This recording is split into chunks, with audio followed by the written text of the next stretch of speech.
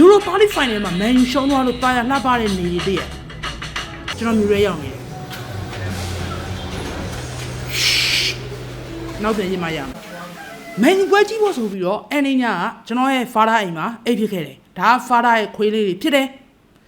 နောက်တော့ကျွန်တော်မနက်စာအနေနဲ့ coffee တောက်ခဲ့တယ်မျိုးရဲတော့တဲ့ရှိရဖြစ်တဲ့အတွက်ကြောင့်မို့လို့ father ကြီးကလိုက်ပို့တယ်ဒီနေရာမှာ father နဲ့ကျွန်တော်နဲ့ music taste က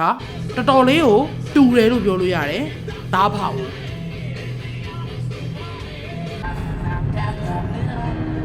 သူကကျွန်တော်ပေါ်မှာ inspiration တွေအများကြီး guitar နဲ့ပတ်သက်ပြီးတော့ပေးတယ်ပေါ့ကျုံးရလို့နောက်ဆုံးတော့35လမ်းမှာရှိတဲ့ Splendid ကိုရောက်ခဲ့ပြီ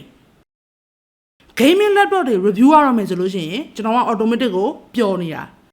Splendid မှာ MSI ရဲ့ Stealth Series laptop တစ်ခုကိုကျွန်တော်တွားရောက်ယူခဲ့တယ်ပေါ့ unboxing ပြတော့မယ် intro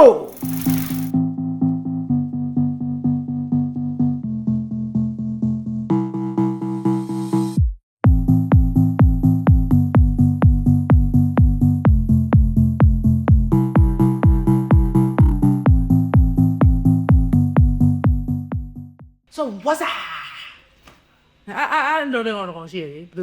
What's up? Oh, Michael score. The office US there. What's up? So we don't know it. ဘာလဲဆိုတော့ဒီနေ့ဗီဒီယိုကကျွန်တော်တို့သွားယူလာတဲ့ Stealth 18လေးကိုသေချာလေးဆန်းသက်ပြီးရဲ့နောက်မှာ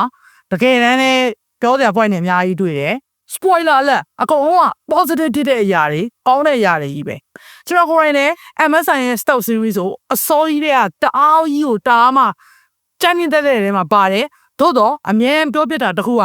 speaker တွေဘယ်တော့မှမကောင်းဘူး okay ဒီနေရာမှာ Stealth 18ရောက်လာတယ်2-way woofer 4လုံးနဲ့2-way speaker 2လုံးတို့ကို Dyne Audio နဲ့ collab ပြီးတော့အတန်ကြီးကတကယ် share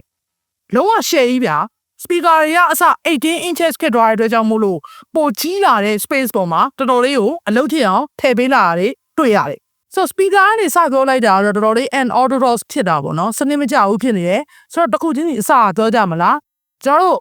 ဈေးနှုန်းလေးနဲ့စမယ်ကျွန်တော်တို့က model လေးဆိုလို့ရှိရင်မြန်မာနိုင်ငံမှာဒေါ်လာ2800တူ2900ဝန်းကျင်မှာရှိနေလိမ့်မယ်ဒီ model ရဲ့အမြင့်ဆုံးသော spec ကိုတိုးခြင်းနဲ့ mini LED နဲ့ဘာညာတိုးခြင်းနဲ့ဆိုလို့ရှိရင်တော့ဒေါ်လာ3800ပတ်ဝန်းကျင်မှာရှိနေလိမ့်မယ်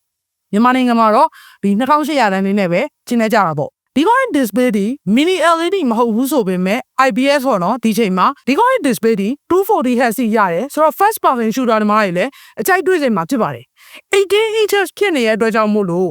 ပုံမှန်16 inches တွေထက်စားလို့ရှိရင်အများကြီးပို့ပြီးတော့ကြီးသွားတယ်တနည်းအားဖြင့် immersive ဖြစ်သွားတယ်လို့ပြောလို့ရတယ် content creator တွေလား gamer တွေလား productivity တွေမှာဒီကောင်းပေါ်မှာဘာမှလုပ်လို့မရတာရှိမှာမဟုတ်ဘူးဒီနေ့ဗီဒီယိုကကျွန်တော် promoter ဆန်နေဒါပေမဲ့ anyway ထားပါ CPU မှာဆိုလို့ရှိရင် Intel ရဲ့ Core Ultra 9 200 series ပေါ့နော်200 H8 series တော်တော်လေးကို performance မြင့်နေကော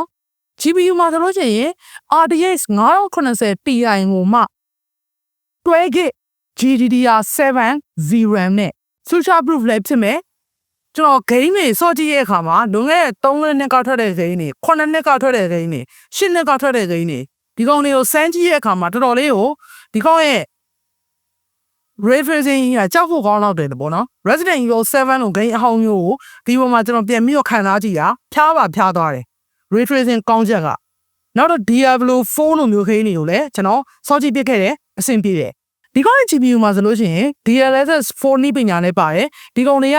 image quality နဲ့ texture quality ကိုမြင့်တင်ပေးတာပေါ့နော် DLSS နဲ့ကျွန်တော်တို့ enhance လုပ်လို့ရတဲ့ game တွေတော့ကိုကဆော့ဖို့တော့လိုတာပေါ့နော်18 inches laptop တစ်ခုဖြစ်တာနဲ့ညီကျွန်တော်တို့ကဒီကောင်ပေါ်မှာ keyboard ၄ယောက်က full size တွေနဲ့လာမယ်တကယ်လည်းနှိပ်ရတာ comfortable ဖြစ်မှာပေါ့လုံးနေကြ Steel series နဲ့သူတို့ collab ထားတာဟုတ်နောက်တော့ trackpad ကလည်းတကယ်ကို Airstone trackpad ကြီးကျွန်တော်မြင်မှုလို့မြ Stealth series laptop တွေပေါ်က trackpad တွေထဲမှာအကြီးဆုံးပဲ security ဘိုင်းအနေနဲ့ဆိုလို့ရှိရင်ဒီ trackpad ရဲ့ဘေးနားမှာ fingerprint လေးလည်းပါမယ်ပြီးတော့ window ရဲ့ကျွန်တော်တို့ face detection လေးလည်းပါ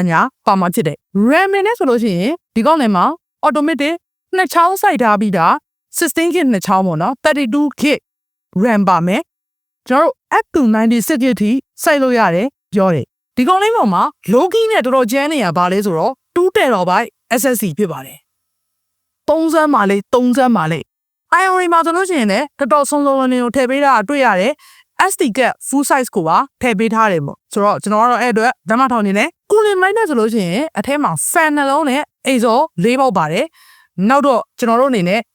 revolutionary vapor cooling chamber တခုပါထည့်ပေးထားတယ်ဆိုတော့ဒီကောင် fan လန်ကျဲလားဆိုရင်မေကွန်ရောက်လာပြီပေါ့နော်ကျွန်တော်တို့ Resident Evil 7 လို game မျိုးတွေ Star Wars Jedi Survivor လို game မျိုးတွေနောက်တော့ Diablo 4လို game မျိုးတွေစောင့်ကြည့်တဲ့အခါမှာတော့အတန်ဟာထင်လောက်မကျဲနေဘူးအဆင်ပြေတဲ့အနေအထားတစ်ခုရှိတယ်ပေါ့နော်ဒီကောင်ရဲ့အားသွင်းတဲ့ charger တုံးက 99.9 watt hour battery ဖြစ်တယ်ကျွန်တော်တို့ fast charge သဘောမျိုးလဲပါတယ်ပေါ့နော်0 to 50% ကိုမိနစ်30နဲ့တွင်းလို့ရမယ်ပါညာလဲပါတယ်နောက်ဆုံးတစ်ခုအနေနဲ့ပြောမယ်ဆိုလို့ရှိရင်တော့ MSI laptop တွေဒီနောက်ပိုင်းမှာ AI ဆိုတဲ့ခေါင်းစဉ်အောက်ကနေပြီးတော့ AI feature တွေတော်တော်များများကိုလည်းထည့်သွင်းပေးထားတယ်ဘောရာ game ဆော့တဲ့လူလားအဲ့ဒါဆိုလို့ရှိရင်အဲ့ game ကို AI ကဆုံးဖြတ်ပေးမယ် best setting ကအကောင်းဆုံးအနေနဲ့ဆော့လို့ကောင်းတယ်ဆုံးဖြတ်ပေးတယ်ပေါ့ဒါမှမဟုတ် AI assistant လို့နေရလား Okay အထက်မှာ AI robot လေးနဲ့စကားပြောလို့ရမယ်ပါညာစသည်ဖြစ်မို့နော်တော်တော်လေး AI ကိုအသားပေးထားတဲ့အပိုင်းတွေလည်းတွေ့ရတယ်ဆိုတော့အဆုံးသတ်အပြင်ပြောမယ်ဒီကောင်ကကောင်းလားဘယ်လိုမေးလိုက်တာပါလဲကောင်းတာပေါ့